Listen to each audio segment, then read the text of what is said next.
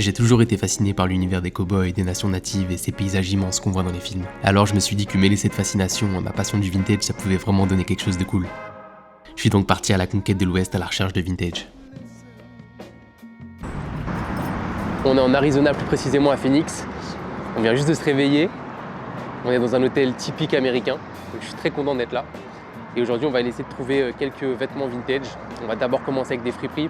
Et j'ai contacté quelques mecs sur Instagram qui vendent des vêtements vintage. Donc on va aller les voir aujourd'hui. Pour commencer ce voyage, j'ai choisi une ville dont on parle beaucoup moins que Los Angeles ou New York sur la scène vintage, mais qui m'a vraiment impressionné. Phoenix, en réalité, c'est un peu une ville à part. Déjà, elle est en plein désert, littéralement. Il n'y a pas beaucoup de grands immeubles ici. C'est surtout des maisons et des avenues interminables et tu fais tout en voiture. L'été, il fait vraiment chaud, 40 degrés facile. Mais l'hiver, c'est plus agréable. On est plutôt autour des 20-25 degrés. Et c'est d'ailleurs pour ça que beaucoup de gens viennent s'y installer. Pendant longtemps, Phoenix avait cette réputation de ville sans personnalité. Mais en réalité, c'est juste qu'elle est un peu plus discrète. À la fin du 19e siècle, Phoenix ça devient un point de passage pour les fermiers, les ouvriers, les cow-boys et les mineurs, tous ces métiers qui ont façonné le workwear américain. Et c'est exactement ça que je suis venu chercher. Quand j'arrive dans une nouvelle ville, j'aime bien commencer par les vintage shops. Je trouve que ça donne un petit aperçu de ce qu'on peut trouver sur place, et on arrive mieux à comprendre comment la scène locale fonctionne. Je trouve que c'est la manière la plus simple de lancer une recherche. Là, on va se diriger vers une des adresses apparemment l'une des meilleures à Phoenix, qui s'appelle Market Mesa, qui ont du très très bon vintage. Est-ce que les prix vont être intéressants? Je suis pas sûr. Mais en tout cas, pour la curation, j'ai envie d'aller voir. C'est juste ici. Ils ont le vieux sign un peu américain, c'est très stylé.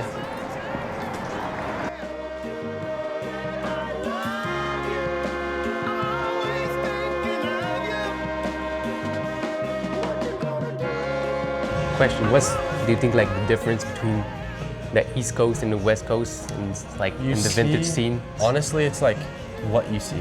So West Coast versus East Coast, you'll see different brands. Yeah. West Coast, you see a lot of Levi, like because that's a California brand.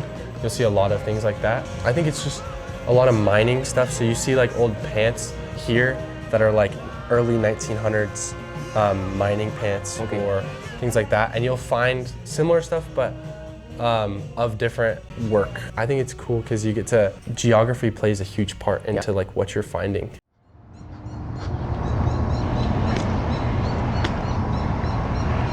T'as faim toi? C'est vrai? Bon, on est dans un très bon diner apparemment. Bon, c'est pas très typique, mais il paraît que c'est un des meilleurs à Phoenix. On va voir ce que ça donne. Et ensuite, on va aller dans les beans, dans les Goodwin Bills. Vous allez voir, c'est assez impressionnant. Et en général, c'est là où tu peux trouver des bonnes petites pépites. Donc on va aller voir ça tout de suite, après le déjeuner. Alors, les beans, pour ceux qui connaissent pas, c'est Goodwill qui organise ça. Donc c'est un centre de tri pour particuliers, donc n'importe qui peut y aller. Et l'avantage, c'est que justement, ça n'a pas encore été trié. Donc tu peux trouver vraiment des très belles pièces vintage. Il y a des gens qui ont trouvé des Levi's des années 1930, enfin bref, il y a vraiment des dingueries. Donc on va aller voir ce que ça donne. C'est assez compliqué de filmer là-bas, donc on va essayer, peut-être à l'iPhone, on verra bien. On arrive loin. Putain, c'est impressionnant. Tout le bâtiment ici, là, c'est des beans. C'est des bâtiments énormes où tu as vraiment des gens qui travaillent, qui font le tri, et puis ils autorisent les particuliers comme nous à aller voir. Là, je me demande s'il y aura des jeunes qui vendent du vintage. Bon, on vient juste de sortir des beans et on a fait un carnage. On a trouvé pas mal de choses, dont 2 jeans, un Levi's, donc c'est un 505, très très joli, la patine magnifique, dans une très très bonne condition, donc là je suis très content. Ensuite, vous allez sûrement m'insulter parce qu'il est dans un état catastrophique, mais j'ai un pote qui est réparateur et qui va me faire des merveilles là-dessus, j'en suis sûr. Et en fait, c'est un Wrangler qui est vraiment juste très très beau, avec des belles taches, des beaux trous, et ça avec une bonne réparation, ça va être magnifique. Et en plus, c'est un made in US, que demande le peuple. J'adore regarder ça par exemple, tu vois, regarde. Genre là, en dessous de ça, t'as le fade, ça c'est la couleur de base du jean. Je trouve ça exceptionnel. Je trouvais que les kids, ils étaient vraiment sympas ici.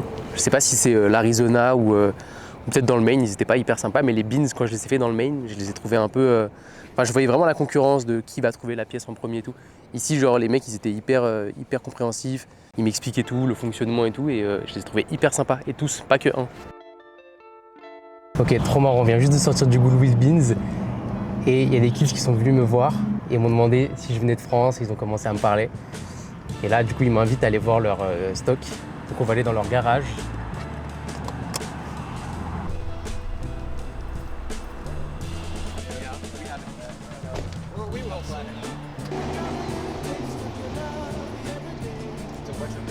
L'une des clés, c'est d'aller à la source rencontrer les personnes qui passent leur journée à chercher du vintage. On les appelle les resellers. C'est littéralement eux qui font tourner le vintage aujourd'hui. Ils fouillent, ils trient et dénichent les meilleures pièces avant tout le monde. Ils avaient tous un stock assez impressionnant. Et sachant que j'achète en gros, les prix étaient super intéressants. Le plus drôle dans cette histoire, c'est que les gars revendent leur stock en ligne, mais aussi aux friperies locales, comme celle que j'ai fait juste avant. What do you think is different between like vintage in the East and vintage in the West? I don't know. I feel like being in Arizona, a lot of people are always going to California to sell, like at the markets there, Rose Bowl and stuff. Silver Lake, yeah, exactly.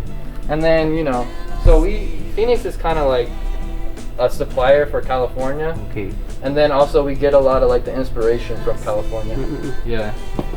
That's crazy. Dans le stock, je suis tombé sur pas mal de Détroit de chez Carhartt, et surtout cette belle FFA. Je voulais absolument en trouver une pendant ce voyage, et encore plus une dans l'état dans lequel je me trouvais. Et honnêtement, je pensais pas en trouver une aussi vite. Pour ceux qui connaissent pas ces vestes, les FFA viennent de Future Farmers of America. C'est une organisation agricole fondée dans les années 20, et à l'origine, ces vestes étaient portées par des jeunes étudiants en agriculture. On les reconnaît assez facilement grâce à leur bleu royal, leur coupe en velours côtelé, et leur broderie jaune iconique. Et aujourd'hui, c'est des pièces qui sont ultra recherchées dans le vintage américain. C'était vraiment trop intéressant de discuter avec eux. Certains sont encore étudiants mais ils voient dans le vintage une manière beaucoup plus cool et plus libre de se faire de l'argent. Et c'est incroyable de voir une expertise aussi poussée à un si jeune âge. Ils savent exactement ce qui se vend, ce qui se vend pas et combien chaque pièce peut rapporter. On a passé une seule vraie journée à Phoenix et j'ai déjà amassé une quantité de vintage assez impressionnante. Entre les beans, les friperies et les trouvailles un peu au hasard, j'ai l'impression d'avoir déjà coché pas mal de cases. Du coup je me dis que ce voyage est vraiment bien parti. C'est notre dernière journée à Phoenix. On a acheté beaucoup de vêtements hier, donc je suis très content. On a déjà rempli 2 sacs. Et là, on va se diriger vers Sedona. C'est une ville à 2 heures d'ici. Et apparemment, la route pour aller là-bas, elle est magnifique. C'est du désert, donc j'ai hâte de voir ça. Là, on a un lever de soleil qui est magnifique. On est en train de pack un peu les vêtements, finir un peu tout ce qu'on avait à faire et puis voilà, on va y aller. C'est ma première fois dans l'Ouest et je me sens vraiment bien ici. L'énergie, l'ambiance et surtout la lumière. J'ai l'impression que tout est photogénique. Phoenix était ouf et je suis sûr que je reviendrai. En quittant Phoenix, on a pris cette fameuse route pour aller à Sedona. Et franchement, c'était quelque chose. On sort assez rapidement de la ville et on se retrouve en plein désert. Des champs de cactus comme dans les films western. Plus on avance, plus les couleurs changent. Le sable devient rouge, les roches se rapprochent et on sent vraiment qu'on arrive ailleurs. Et d'un coup, Sedona apparaît.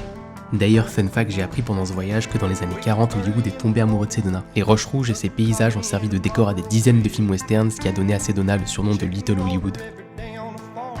Quand je suis en voyage, j'ai toujours un peu de mal à lâcher prise sur le fait de profiter du moment présent et pas être à la recherche de vintage. En fait, le truc avec le vintage, c'est que c'est souvent une question de hasard et de chance. Et j'ai toujours une impression de rater une opportunité si je suis pas constamment le nez dedans. J'essaye toujours de rentabiliser mon temps et parfois j'en oublie l'essence même du voyage. Cette fois-ci, j'ai pris le temps.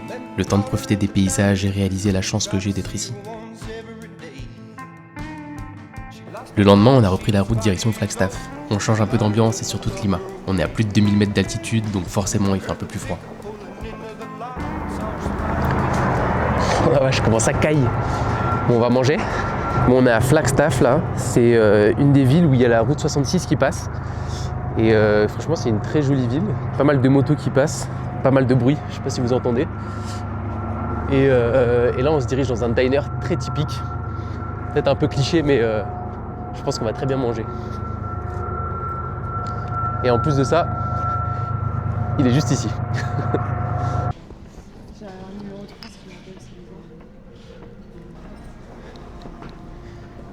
Thank you. Après mon petit déjeuner préféré, c'est-à-dire des pancakes aux pépites de chocolat, on a pris la direction du Grand Canyon. Et ce qui est ouf, c'est que je pensais savoir à quoi m'attendre et j'ai quand même été choqué.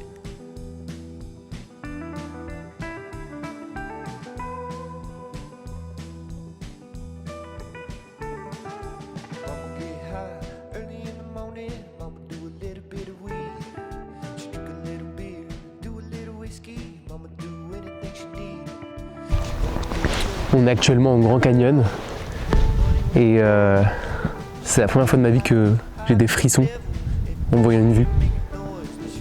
Première fois de ma vie. C'est exceptionnel, franchement. Donc là on va se diriger vers la ville de Page. C'est une ville qui est sur le territoire des Navajos.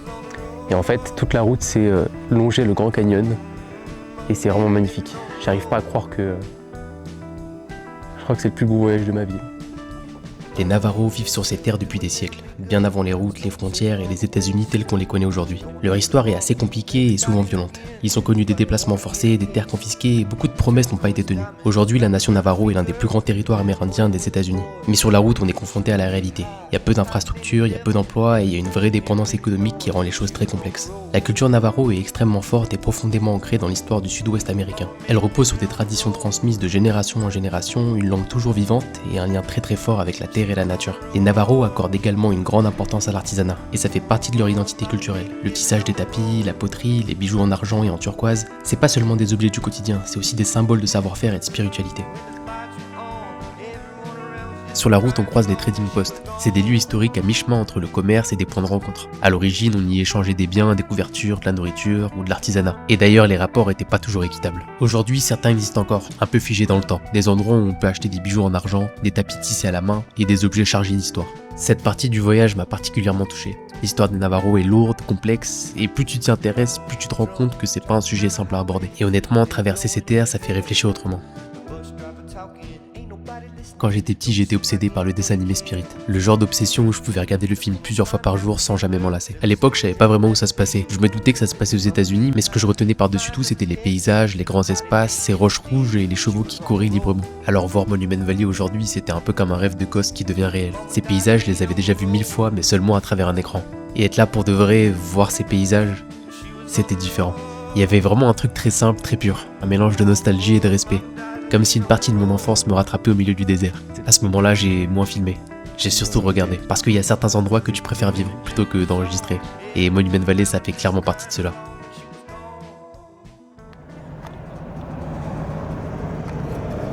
On vient de quitter l'Arizona pour l'Utah, et là on se dirige vers Salt Lake City. Et j'ai pas mal de rendez-vous avec des gars du vintage, donc j'ai très hâte. Ça fait longtemps que j'ai pas fait d'achat. Sur la route pour aller à Salt Lake City, on est tombé un peu par hasard sur Helper. Helper, c'est une ancienne ville minière figée dans le temps. Tout a l'air d'être resté à la même place depuis des décennies. Et forcément, on est un peu tombé sous le charme. Pour la petite histoire, Helper a été fondée à la fin du 19e siècle. Et c'était une ville clé pour les chemins de fer et les mines de charbon. Des trains passaient en continu ici et des travailleurs venus de partout se sont installés pour faire tourner la ville. Et à l'époque, Helper, c'était un vrai point de passage. C'était une ville assez dure, ouvrière, mais assez vivante. Il y avait pas mal de bars, d'hôtels et de commerces. Et puis, avec le déclin du charbon, la ville s'est un peu vidée. Mais sans jamais vraiment disparaître. Aujourd'hui, Helper a ce charme un peu mélancolique. Des façades anciennes, des vitrines presque intactes, et on a un peu cette impression que le temps s'est un peu ralenti. And how did you choose this town? I chose this town because when I was a kid, I had relatives, and my mom's sister, she lives like over that hill up there on an old dairy farm. And I used to love to come visit here as a kid, and it stuck in my mind. Trop mignon, il y a un mec qui nous a fait le tour de la ville. Malheureusement, tout était fermé. Et puis, il a contacté la fille qui a ce magasin.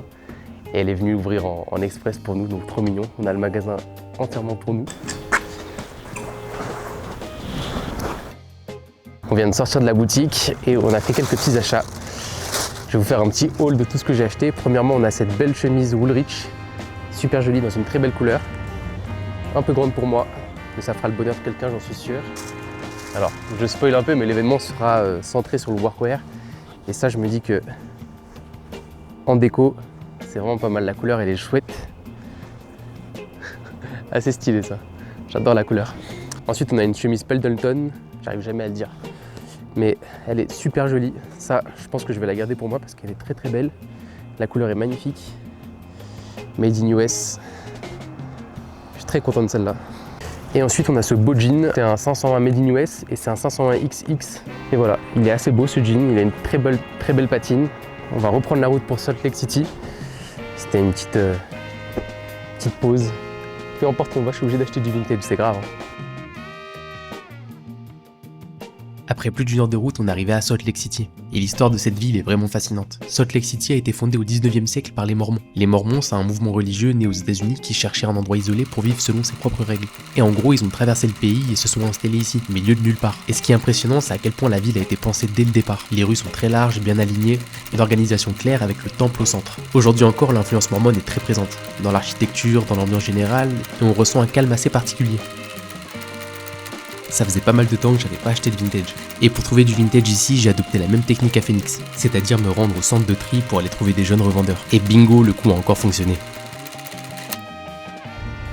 En fait, ça me fait rire à chaque fois. Ils ont le Goodwill Beans et à côté, t'as le storage. J'ai l'impression d'avoir un déjà vu là. Alright, big mess, bro. That's a big one. Yeah. Wow. Okay, so Cool. all of this stuff is like, I haven't listed it yet Yeah. because I just sell online. Okay. So I'd be more willing to sell that for cheaper. Okay. Cool. And then all of this stuff is like, I just listed before I left. Yeah. So it's kind of messy. And then this is all listed. And then all of that is listed. Okay. That's like one of the more Like, do you expensive. find all this at the bins? All this stuff I just bought off some kid that Okay. like was too lazy to list it. Yeah. But most of it, All right. Cool. And how did you get into vintage? one of my buddies Yeah. that I grew up with in Colorado Yeah. moved out here because his parents were divorced. Okay. And he took me to the bins like the first day I moved out here. Yeah. And I found like a NASCAR shirt Yeah. and sold it to him for $100. Yeah. And ever since It was then, like, okay, that's good money. yeah, that's good money. All right, got it. But they told us at Phoenix that Phoenix bins was like the best one. Yeah, but the kids are mean. Oh yeah? They're aggressive. Really? For real? Yeah, but they're nice. I have a bunch of friends down there. I don't know, half and half. Yeah. The one I bought were really nice. How much is this one? I'd probably do 12.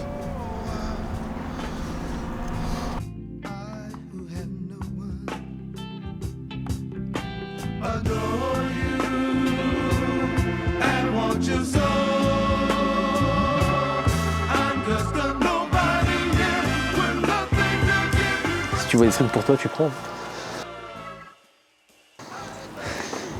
That's cute. How much is this? Like $5. Yeah. So like, do you spend the day at the bins? Right now, I used to go like way too much. Now I kind of tone it back. I go like 3 times a week. Okay. Maybe 4. So did you grow up here in Salt Lake City? No, I grew up in Washington actually. And how come you're here? Good question. I'm not sure. I just kind of ended up here and now I'm here. I have family here and I just kind of came to school and now I'm not doing school, but if we were just going like, well, like 1, 2, oh shit. Like one, this don't really count. 1, 2, 3, 4, 5, 6. All right. Let's Like do that. 10 apiece All right, basically. cool. Thank you, bro. Yeah. So trying to make it easy. Et voilà, la vie classique d'un baroudeur dans l'Ouest, dans le Far West. Ce matin, on va se prendre, je sais pas, je prends souvent des pancakes. Là, j'ai envie de manger un petit truc un peu plus copieux et salé qui va me tenir. Donc, je pense qu'on va partir sur quelque chose de salé ce matin. Je sais encore des œufs sur nous. On est à l'université de Utah et apparemment, il y a un flea market aujourd'hui. L'université est énorme, le campus est énorme, c'est une dinguerie, comme dans les films. J'ai des petits t-shirts Harley. En fait, je n'ai aucune idée de combien est-ce qu'ils vont vendre ça. Genre, est-ce que c'est des prix de magasin? Est-ce que c'est des prix universitaires? Je sais pas. Alors, je suis très content. J'ai trouvé pas mal de t-shirts, dont celui-là qui est très stylé. Je l'aime beaucoup. J'ai trouvé un Ringer Tee dans une grande taille. Ça, c'est cool. J'en avais pas beaucoup. J'ai trouvé un thermal encore. Salt Lake City, c'est la ville des thermales. J'en ai trouvé peut-être une vingtaine. Ensuite, j'ai ce pull Air Force très stylé. Vêtements militaires un peu. Et ensuite, la meilleure trouvaille, c'est cette D3 que j'ai eu à un prix assez cool. Une négociation était dure, mais il a fini par accepter. Encore une fois, je pense que le fait d'être français à l'étranger, tu viens de Paris et tout, ça marche plutôt bien. Elle est dans une couleur assez jolie. Le fade est très très beau. Et j'en cherchais une en plus dans cette taille-là parce qu'en général, les D3, j'ai du mal à trouver des petites tailles. Et là, c'est une taille M, donc je suis très content. On a un peu fini ce qu'on avait à faire à Salt Lake City. Je pense qu'on va aller voir des bisons. C'est bizarre dit comme ça, mais c'est un de mes rêves de voir des bisons. Donc on a trouvé un parc apparemment naturel avec plus de 200 bisons qui vivent en liberté là-bas. On va voir ce que ça donne.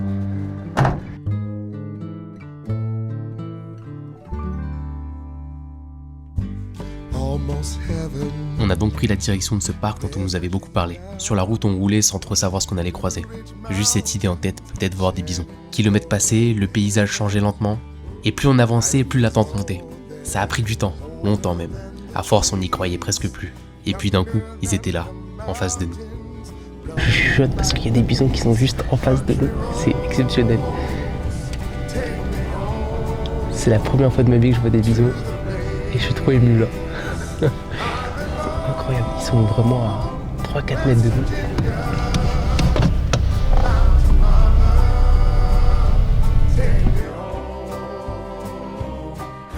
C'est ouf, on est à une demi-heure de Salt Lake City. On est un peu sorti de la ville. Et t'as ce genre de paysage. C'est ouf. T'imagines à Paris si on avait ce genre de paysage à une demi-heure? Franchement, c'est exceptionnel. Je crois que c'est un des... Je fais que me répéter, hein. C'est un des plus beaux paysages que j'ai vu de ma vie, là. Regarde-moi ça. Après Salt Lake City, on a pris la direction de Bryce Canyon. C'était un peu notre dernière grande étape. Sur la route, il y avait un sentiment assez étrange. On savait que le voyage commençait à toucher à sa fin et on avait encore envie de profiter. Ce qui était incroyable, c'est que les paysages changeaient encore et les routes devenaient encore plus calmes. Alors on vient juste d'arriver à Bryce Canyon. C'est un canyon qui est apparemment super joli et en plus on a beaucoup de chance. Il est sous la neige. Je pense que ça va être très très sympa à voir. On a passé la nuit ici. C'est très agréable, ça change du Grand Canyon franchement. Je m'attendais pas du tout à voir de la neige ici. C'est assez impressionnant. T'as pas l'impression... tu sais, quand tu vois un canyon rouge, t'as pas forcément l'idée de la neige avec. Oh waouh. Oh la vache. Waouh. C'était probablement le plus beau voyage de ma vie. On a passé 2 semaines complètement hors du temps.